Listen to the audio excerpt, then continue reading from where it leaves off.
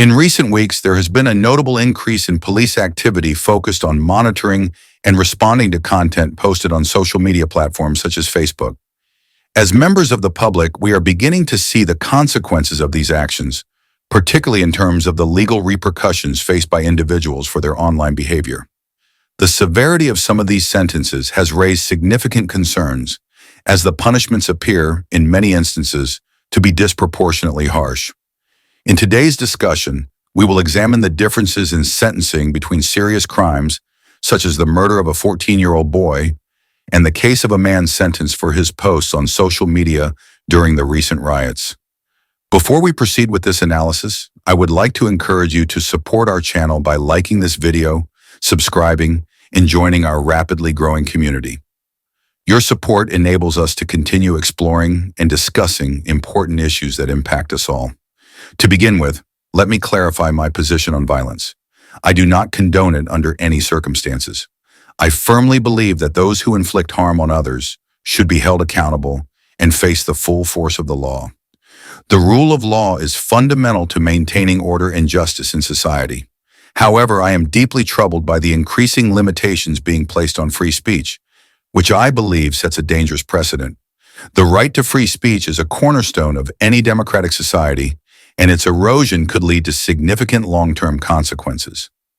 Consider the case of Wayne O'Rourke, a 35-year-old man from Salix Approach, Lincoln. O'Rourke was recently sentenced to 3 years in prison for his activity on social media. He admitted to publishing written material online that was intended to stir up hatred between July 28th and August 8th. This case was heard at Lincoln Crown Court, where Judge Katarina Sholin Knight delivered the sentence. In her remarks, Judge Knight emphasized that O'Rourke was not merely influenced by others, but was actively instigating the behavior in question. The post that led to O'Rourke's conviction included a call to action directed at the people of Southport, urging them to take to the streets. He also shared a picture of the County Road Mosque in Liverpool and another image of a burning car in Sunderland, accompanied by the message, "Sunderland, go on lads." In another post, O'Rourke referenced Labour Party leader Keir Starmer, stating, "Starmer has said it's us against them, hold the line."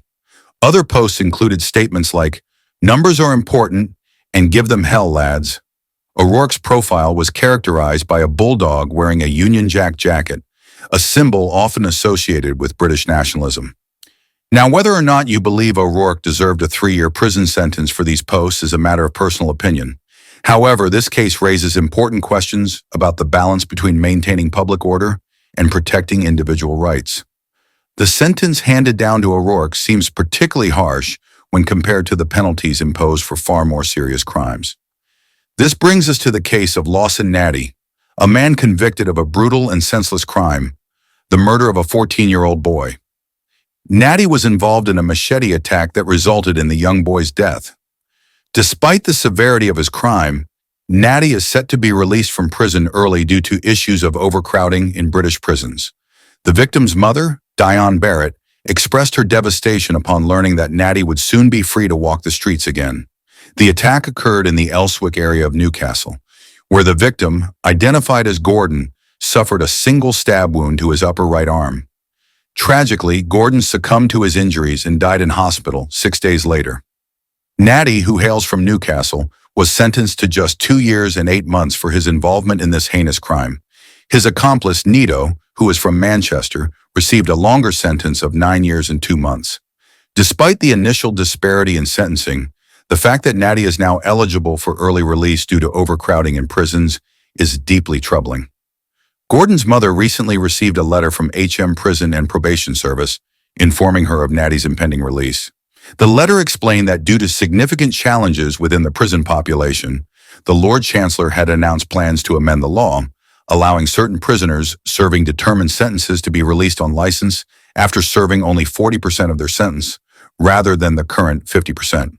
These changes are set to take effect in September, and as Natty meets the criteria, his release date has been brought forward.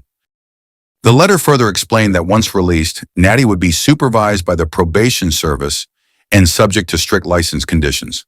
Failure to comply with these conditions could result in his return to prison. The letter concluded with an acknowledgement that this news would likely be unwelcome, particularly to the victim's family. The fact that an individual involved in such a violent crime is receiving a relatively short sentence, followed by early release, stands in stark contrast to the 3-year sentence imposed on someone for posting messages on social media. This stark comparison highlights the inconsistencies and potential injustices within the legal system. It is difficult to comprehend how the legal system can justify such disparities in sentencing, particularly when the crime of murder is involved.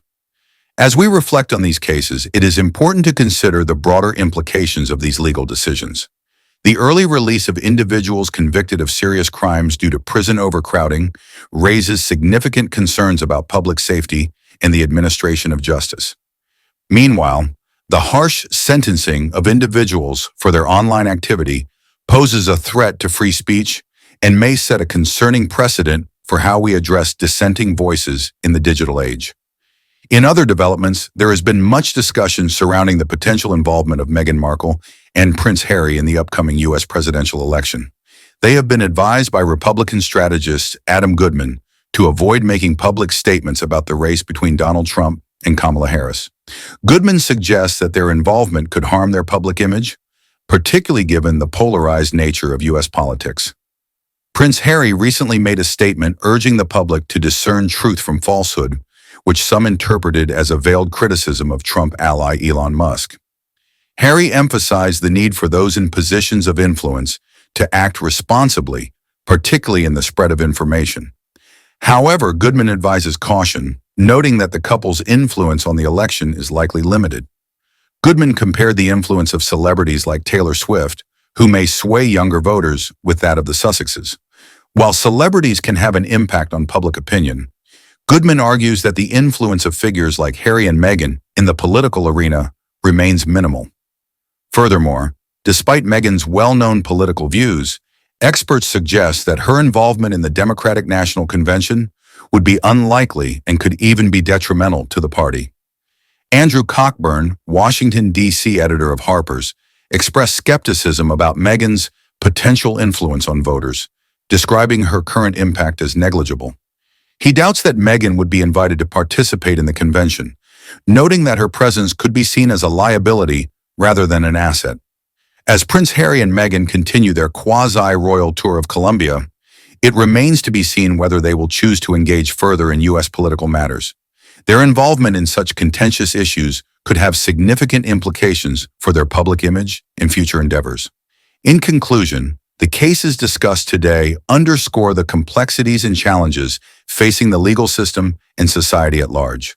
The disparities in sentencing and the suppression of free speech raise critical questions about justice, fairness, and the direction in which our society is heading. I invite you to share your thoughts on these issues in the comments section below. Your input is invaluable as we continue to explore these important topics. Thank you for watching, and don't forget to like, subscribe, and join our community for more in-depth discussions on the issues that matter most.